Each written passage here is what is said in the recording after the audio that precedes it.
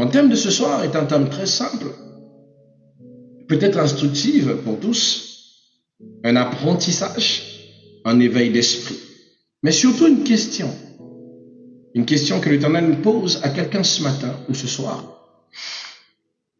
Qu'as-tu dans les mains? Qu'est-ce que tu as dans tes mains? Vous savez, dans la Bible, Dieu ne demande jamais à l'homme ce qu'il n'a pas. Dieu ne te demandera pas qu'est-ce que tu n'as pas. Mais Dieu te demandera toujours ce que tu as. La Bible dit, à celui qui a, il sera ôté. Même à celui qui n'a pas, on va ôter. Parce que même celui qui dit qu'il n'a pas, mais a toujours quelque chose. Parce que Dieu fait toujours de son mieux de mettre quelque chose entre nos mains. Il y a toujours quelque chose dans tes mains. À deux fois tu pleures, à deux fois tu es triste, comme si tu n'avais rien. Mais en réalité, tu as quelque chose dans tes mains. Dieu commence toujours par ce qu'il a déjà mis entre tes mains. La question divine, qu'as-tu dans tes mains, est l'une des questions que Dieu a posées à Moses dans Exode chapitre 4, verset 2. Il lui pose la question de savoir, qu'as-tu dans tes mains? Car Moïse se dit, tu veux que j'aille parler à Israël? Je n'ai ni puissance ni force. Je n'ai rien pour aller comparaître contre eux. Je n'ai rien, Seigneur. Dieu lui dit, mais Moïse, qu'as-tu dans tes mains? Comme pour lui dire, deux fois, on pense qu'il faut plus, qu'il faut quelque chose qui vient d'ailleurs pour que nous puissions accomplir notre mission.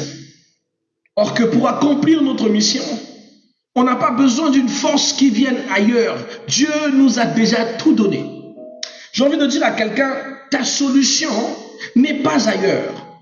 Ta solution est entre tes mains. Mais c'est toi qui n'as pas conscience encore que ce pouvoir est juste sur toi. Et tu stresses tellement trop que tu vas le chercher un peu partout, dans beaucoup d'églises, au point de plein de charlatans, or que tu as le pouvoir. You got the powers. Alléluia. Vous devez savoir que ce message adressé à Moïse est un principe spirituel puissant. Dieu se sert de ce que tu possèdes déjà pour manifester sa gloire et accomplir sa volonté. C'est comme ça que Dieu fait ces choses. La première des choses qu'on va savoir ce soir, c'est le principe divin. Le principe où Dieu utilise ce que tu as. Quand Dieu appelle Moïse, il ne lui demande pas une armée, il ne lui demande pas une richesse ou une stratégie. Il lui dit simplement, qu'as-tu dans tes mains? Qu'est-ce que tu as dans tes mains? Et Moïse, dans ses mains, avait une verge, c'est-à-dire un bâton. Et ce bâton ordinaire, aux yeux des hommes, un bâton qui pouvait s'appuyer à cause de sa vieillesse. Mais Dieu va en faire un instrument redoutable, un instrument de puissance, un instrument de délivrance et même de miracle. Dieu ne commence jamais avec ce que tu n'as pas, parce que ce que tu n'as pas d'importance. Mais Dieu commence toujours dans ta vie avec ce que tu as. Voilà pourquoi, bien-aimé, tu ne peux pas commencer quelque chose sans avoir d'abord la chose. Il faut l'avoir pour commencer. C'est comme quelqu'un qui veut faire un commerce sans argent de commerce. C'est comme quelqu'un qui veut commencer une activité sans avoir l'idée de l'activité. C'est comme quelqu'un qui veut faire quelque chose sans avoir d'abord l'objectivité de la chose. L'avoir est la clé pour le posséder. C'est-à-dire déjà avoir la chose entre tes mains est la première des choses, la première pierre que tu bâtis pour rentrer dans son acquisition. Alléluia. Parce que Dieu ne commence jamais avec ce que tu n'as pas, mais avec ce que tu refuses souvent de voir.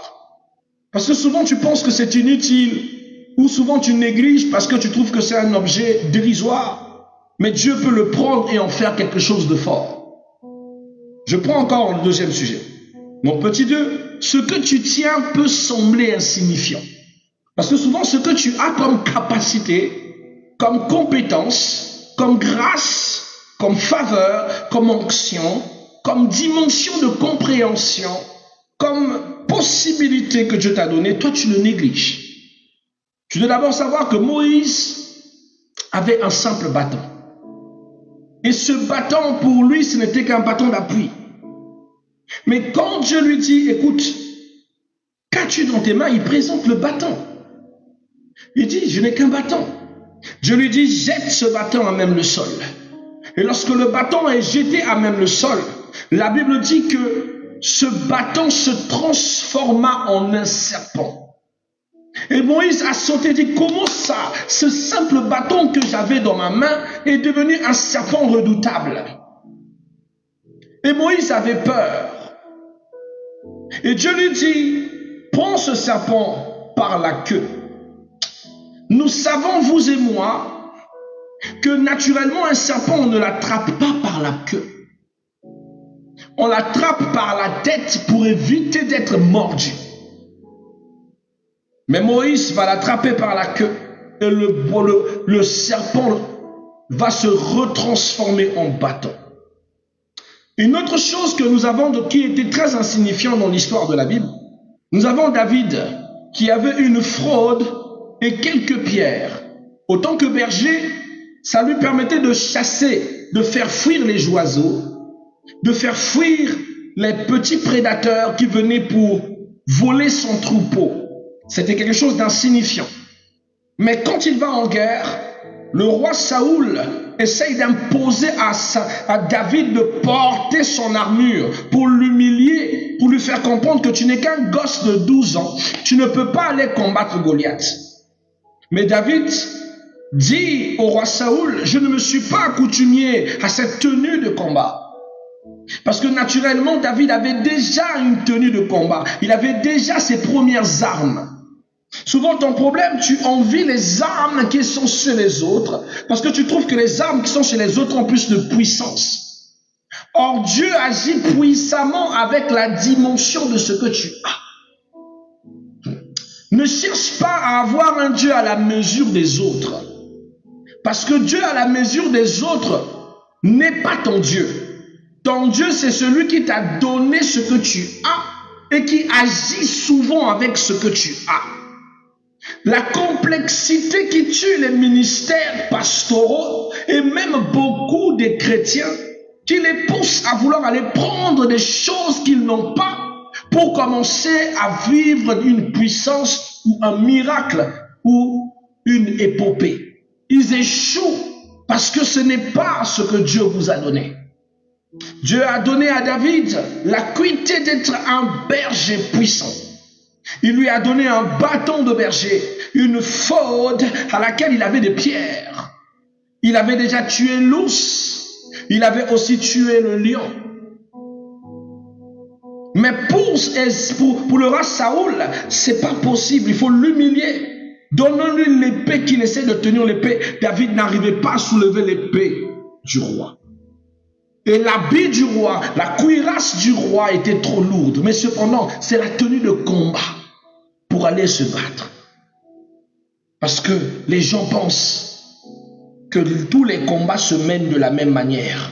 Les gens pensent que toutes les victoires se gagnent de la même manière. Il faut retirer ça de ton esprit. Le chemin de victoire n'est pas le même pour tous. Certains passeront par des grottes. D'autres passeront par des montagnes, d'autres passeront par des vallées, d'autres passeront par, je ne sais pas quoi, des ruisseaux. Chacun a son chemin dans la vie. Tout dépendra de ce que Dieu a mis dans tes mains. Ce n'est pas petit, ce n'est pas futile, c'est toi qui ne connais pas l'importance de ce que Dieu t'a donné. Voilà pourquoi tu le méprises. Voilà comment le jeune David dit à Saoul, cette tunique ne me suffit pas. Je ne suis pas accoutumé à ça. Il retire l'habit de Saoul. Il reste avec ce que Dieu lui a donné. Il reste avec ce qu'il a toujours utilisé. Il reste dans sa dimension. Il n'a pas la dimension de l'armure. Il a la dimension du bâton, de l'éphod et des pierres. C'est un berger de base. Ce n'est pas un guerrier. Et quand il va vers Goliath, il a son petit bâton et ses pierres. Goliath dit quoi? Tu m'as pris pour ton chien. Mais ce qu'il ne savait pas, c'est que David était dans sa sommité. Il était dans la position même pour faire des exploits. Vous connaissez la suite de l'histoire. La petite éphode remplie de pierres, c'est celle qui a permis de saisir le coup fatal qui a fait tomber Goliath à même le sol. Ce n'était pas l'épée qui a fait tomber Goliath, mais une petite pierre. Souvent la toute petite des choses que tu négliges. Le petit don spirituel, la petite grâce, la petite intelligence, la petite faculté que Dieu t'a donnée est l'une des puissances qui peut te développer. Mais tu as tellement tendance à te mépriser, à surestimer tes capacités. Moi, avec le petit don de commerce, là, ça peut grandir. Non. Moi qui ne sais que faire des nattes, comment avec des nattes, je peux me développer? Moi, je ne sais que faire des tresses. Mais pourtant, c'est toi que tout le monde dans la famille, on voit ses enfants, on envoie les nièces pour que tu les tresses. On envoie tout le monde pour que tu tresses. Tu le fais gratuitement, mais tu ne sais pas. Mais les autres reconnaissent que tu sais faire les tresses, que tes petites capacités-là sont valables. Mais toi, tu n'as pas assez d'intelligence et de sagesse de comprendre que tu peux te développer avec ça. Parce que tu négliges. Dieu t'a donné la grâce où quand tu parles aux gens, les gens sont captivés. Et tu ne sais pas que Dieu t'a donné l'art oratoire. Que tu dois développer cette grâce. Dieu t'a donné la grâce de conseiller les autres. Mais il va faire une petite formation en psychologie, il devient psychologue. Ici au Congo, on en a besoin. Il y a tellement de gens qui ont un problème de mentalité. Des gens qui ont besoin de conseils. C'est-à-dire qu'il y a des gens qui ont des capacités, mais qui méprisent. Vous imaginez-vous que sur TikTok ici, nous avons des personnes, je ne la critique pas, on a la coach Amon Chic. Qu'est-ce qu'elle fait? Elle est conseillère, hein, c'est ce qu'on dit. Elle est conseillère sur les réseaux sociaux. Elle n'a pas d'accréditation ni diplômée dans ce qu'elle fait. Mais prend du temps à conseiller. Beaucoup prennent dans la distraction, mais elle fait de la vulgarisation positive, mais qui gagne sa vie. Son talent. Elle a donné son témoignage une fois où elle parlait de comment est-ce qu'elle a souffert quand elle arrive en Europe. Mais c'est en donnant des conseils qu'elle a développé cette capacité qui a donné sa notoriété aujourd'hui. Aujourd'hui, elle est responsable d'une station d'essence. Quelqu'un peut comprendre que deux fois, ce que tu méprises, c'est ton don que tu as. Tu as tout dans ton esprit que la vraie réussite et le vrai développement sont peut-être dans les études, sont peut-être avec les moyens que les autres ont. Mais alors que tu as ces moyens. Un jeune Congolais qui s'appelle Strauss Serpent, il avait le talent de gymnaste. Il faisait très bien les gymnastiques et il faisait beaucoup des gymnastiques flexibles. Donc, il avait la capacité de faire des gymnastiques où il s'enrobe, il se pend, il se tord comme un serpent. Les gens se moquaient de lui. Ils disaient, Strauss, ça va t'amener nulle part. Au Congo, ça ne va pas t'aider. Strauss, ce talent ne te servira absolument à rien. Alors, un jour, il a participé, il s'est enregistré pour un truc qui s'est passé en Afrique. C'était un truc qui rassemblait les pays africains. J'oublie souvent, il y avait un jury qui était là, je pense, Island Talent. C'est comme ça qu'il va participer à ça. Et il va le mettre au profit son talent. Il était allé pour exposer, il avait la foi dans son talent. Et il a passé les étapes jusqu'à gagner ce prime. Il gagne ce prime. Il a la chance de se faire promouvoir cette fois-ci à une version de la même édition, mais cette fois-ci en Europe. Il gagne aussi en Europe. Et il va participer à la même édition. Il reçoit l'invitation de participer à la même édition, mais cette fois-ci au USA. Et il gagne. Et aujourd'hui, il est un athlète professionnel international qui vit aux États-Unis, qui s'est développé avec le talent que Dieu lui a donné. Et ce talent, c'est d'être gymnaste. Ce n'est pas ses diplômes scolaires qui sont allés l'aider là-bas. Qu'as-tu dans tes mains pour que tu souffres? Tu as tellement de compétences et de capacités que tu ne veux pas mettre au profit. Tu as une bénédiction où tout ce que tu touches prospère. Tu es né au village, tu as appris à faire des champs. Tes champs de manioc poussaient. Tes champs avaient toujours une bonne impact. Mais aujourd'hui, tu es tellement trop naturalisé que tu te dis que tu ne peux pas exploiter les terres, que tu ne peux pas faire des plantations, tu ne peux pas faire le commerce de tes travaux champêtres. Souvent, la plus grosse pauvreté, c'est notre propre ignorance. L'ignorance de notre pouvoir et de notre capacité. Qu'est-ce que tu as dans tes mains? Ce que tu considères comme petit, Dieu peut le multiplier à condition qu'il soit remis entre ses mains. Dieu a demandé le bâton, il a dit à Moïse, donne-le-moi. Jette-le. Si Moïse n'avait pas remis le bâton ne serait pas utile. Quand Dieu te donne un don, remets ce don entre les mains de Dieu. Tu as un don de commerce, consacre-le à Dieu. Tu as un don de coiffure, consacre-le. Je connais une jeune sœur qui actuellement vit aux États-Unis. Il est allé là-bas dans le cadre de la DV Lottery. Il y a plein d'opportunités. Et là, en même temps, elle est aide-soignante actuellement, mais elle a ouvert son salon de coiffure. À Brazzaville, elle était, oh là là, une très bonne coiffeuse. Et là-bas, d'ici, elle fait des coiffes. Les coiffures qu'elle faisait ici à 2500 francs CFA, là-bas, d'ici, la simple coiffure peut aller à 200 $, 500 $. Il y a même des coiffures à 1000 $. Folie! Et quand elle t'en parle, elle dit, papa, tu es merveilleux. Un jour, m'a dit, aujourd'hui, c'est toi qui touches à la dîme. On t'envoie une dîme que toi-même tu cries, tu dis, ya, ça c'est dîme de quoi? Il dit, papa, c'est la dîme. Il dit, quoi? Il dit, ici, c'est comme ça, la coiffure est chère. Bon, je ne veux pas te tromper, mon Dieu, voici ta dîme. Elle sait, elle connaît ses capacités. Et elle l'a consacrée entre les mains de Dieu. Elle n'a pas abandonné le talent qu'elle avait au pays. Elle n'a pas abandonné ses talents à elle. Or, vous renoncez à vos capacités naturelles, à ce que Dieu vous a donné sans que vous ayez fait d'efforts. Et vous demandez pourquoi vous ne vous développez pas. Parce que vous ignorez ce que vous avez et vous voulez posséder ce que vous n'avez pas. Commencez d'abord avec ce que vous avez. Et c'est ce que vous avez qui vous donnera ce que vous n'avez pas. Ne négligez pas la grâce que vous avez entre vos mains. Ce que vous devez savoir, c'est que ce que tu as égale ce que Dieu t'a confié. Ce que Dieu a donné dans tes mains peut être un don, un talent, une compétence, une relation, une stratégie, un travail, un objet simple, une idée, une vision, du temps, ton cœur, ta foi. Parfois, tu pries pour les choses nouvelles alors que Dieu te dit, utilise ce que tu as.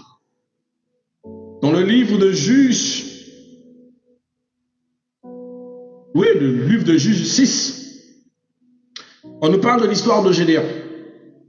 Gédéon dit à Dieu, voilà, tu as fait des grandes choses à l'époque de Moïse, tu les as sortis de l'Égypte, tu as béni Joseph, tu as fait ceci, pourquoi aujourd'hui les Manjanites nous font souffrir? Voilà, voilà, Seigneur, ne peux-tu pas venir nous délivrer? L'ange de l'Éternel apparaît à Gédéon. Il lui dit, Gédéon, va avec la force que tu as. Folie. C'est-à-dire souvent que Dieu nous demande, nous on trouve que c'est fou. Moi je souffre, tu me dis, va avec la force que tu as. Une manière de dire à Gédéon, Gédéon, la victoire a toujours été en toi, mais c'est toi qui l'ignores. Souvent la vraie délivrance, elle n'est pas à la montagne. Souvent la vraie délivrance, elle n'est même pas dans l'église d'un prophète. Elle n'est même pas dans la bouche d'un serviteur. Mais la vraie délivrance se cache dans ce que tu ignorais de ce que tu as. Et quand tu as conscience de ce que tu as en toi, c'est là que la délivrance s'active. Or, la Bible dit que celui qui est en nous est plus grand que celui qui est dans le monde. Mais toi, tu le trouves tellement petit que tu ne vis aucun impact. Mais si tu avais conscience que celui qui est en toi est plus grand que celui qui est dans le monde, alors ce que tu dois donner, c'est lui. Jésus est le don que tu as. Jésus est la force que tu as. Jésus est le travail que tu auras. Jésus est la relation stratégique que tu auras. Jésus est une compétence que tu dois utiliser. Jésus est un objet spécial que Dieu t'a confié. Jésus est tout le pouvoir que tu cherches sur terre, mais que tu cherches ailleurs. Le problème, c'est que tu le cherches ailleurs. Or que tu as quelque chose en toi, tu as quelque chose de puissant. Mais tu préfères voir de la puissance chez les autres et mépriser ce que tu as. Combien de prophètes ont perdu leurs dons parce qu'ils ont voulu la dimension des autres au lieu de se concentrer sur la dimension que Dieu lui a donnée. Combien de serviteurs ont perdu leur capacité parce qu'ils ont voulu faire comme les autres au lieu de faire ce que Dieu leur a donné. Je ne vais pas changer ce que je suis pour te plaire. Je suis apostolique, je resterai apostolique. Voilà. Un jour, j'ai un frère qui m'a dit 2 fois, tu sais que tu es prophète, non? De temps en temps, retire le manteau apostolique, reste dans le manteau prophétique, tu vas voir, l'église va se remplir. Mais Dieu ne m'a pas appelé prophète. Il m'a donné ce don, mais il m'a fait de moi un apôtre. C'est une botte que je porte de temps en temps, mais ce n'est pas ma botte. C'est parce que Dieu a mise dans mes mains. Ça, c'est ce que j'ai gagné au cours de la route à cause de ce que Dieu a mis dans mes mains. Si je laisse ce qui fait ma force, je perds tout ce que je suis. C'est comme ça que beaucoup perdent leur identité. Par palpitation, par le proving, de montrer aux autres qu'ils ont atteint des niveaux. Il va aller créer des choses. Tu as vu ta copine sortir une boutique d'habits. Toi aussi, tu es complexé. Tu vas créer une boutique d'habits. Maman, est-ce que Dieu t'a dit que tu dois prospérer dans le commerce des habits? Est-ce que c'est ton don de base? Est-ce que c'est ta capacité? Pourquoi tu veux faire le mathuvisme et le suivisme? Après, tu entends la personne te dire que non, dans la vie, il faut être courageux. Non, il faut être courageux, mais connaître ses capacités, c'est bien. Sinon, vous allez aller faire des choses qui font rire. Je faisais rire à ma fille Sam dernièrement. Quand j'étais encore à la société Eker, j'ai eu à réceptionner des personnes sur entretien. La personne écrit sur son CV qu'elle a fait secrétariat bureautique, elle est bilingue. Alors elle vient, on passe l'entretien. Dans l'entretien, je commence en lui parlant en anglais. Et depuis que j'ai commencé à lui parler en anglais, sa réponse était hein? Hein? Hein? What? Hein? I don't understand. Don't catch you. Hein? Can you speak again? Hein? Mais toi, tu es bilingue. Je suis allé avec elle en anglais académique, c'est-à-dire au British. Après, je dis, bon, peut-être le British, c'est trop dur. On va parler American English. My God. Niveau zéro. Je dis, bon, on laisse. Elle est secrétaire, on va l'emmener à la dimension du secrétariat. Je dis, bon, madame, prenez place sur le bureau, allumez la machine et lancez Word. La dame s'assoit sur la machine, elle cherche où appuyer pour que ça s'allume. Elle cherche où appuyer sur la machine pour que ça s'allume. Secrétaire bureautique, pas secrétaire dactylo, qui cherche comment allumer une machine, qui a été formé pendant 2 ans ou 3 ans dans un institut professionnel, ne sait pas allumer une machine. Donc regardez un peu le dégoût de souffrance dans mon âme. J'avais envie de lui dire, écoute madame, sortez de mon bureau, sincèrement ça ne va pas. Mais comme c'est souvent les cas, c'est souvent les moinangana, donc tu... Ah Seigneur, et là, quand elle n'aura pas le travail, elle va se dire, le pays là, on donne la chance qu'aux gens. Et quand tu vas lui dire qu'elle n'est pas compétente, oh non, on l'a humiliée. Quand tu vas lui péter, oh non, le chef la met des barricades, or que c'est un véritable tabula rasa. Elle n'a pas la compétence, ni la capacité de se trouver là où elle est. J'appelle le manager, je dis, mais pourquoi tu... Regarde ça. Il me regarde et me dit, mais elle sait absolument rien. Elle prétend quelque chose qu'elle n'a même pas connaissance. Ne soyez pas ce genre de personne. À force de porter la veste des autres, vous allez étouffer ce que vous êtes réellement. À force de vouloir faire comme les autres, vous allez ruiner votre vrai potentiel. Soyez vrai, soyez vous. Travaillez votre don. Mettez au profit votre capacité. Dans la vie, il n'y a pas que les dons spirituels. Il y a aussi les dons physiques. Moi, Dieu m'a donné la grâce d'être multilinguiste. Je suis quelqu'un qui parle beaucoup de langues. C'est mon don. Et j'ai compris cette faculté, alors je me suis mis à apprendre les langues. Mais toi, c'est quoi ton don? C'est quoi ta capacité? Quand tu vas dire à quelqu'un, oh non, ta capacité c'est tresser. Tresser, c'est pas un don. Tresser n'est pas une capacité. Je vous dis, mon fils dans la foi, le pasteur Jules Emmanuel, c'est quelqu'un quand il te tient, c'est-à-dire quand il prend même la chaussure, Achille talon à Monti, il coupe très bien la chaussure et il coupe très bien les tenues. Mais il n'a jamais fait d'école de coupe et couture. C'est son père qui est couturier. J'ai dit, fiston, tu as un talent, apprends, crée une petite société de réparage de chaussures. Il dit, non, je ne suis pas ceci. J'ai dit, fiston, souvent la plus grande richesse, ce n'est pas les bureaux. La plus grande richesse, ce sont ce que Dieu nous a donné. Ce qui fera que les gens auront besoin de toi, c'est ta capacité que Dieu a mis en toi.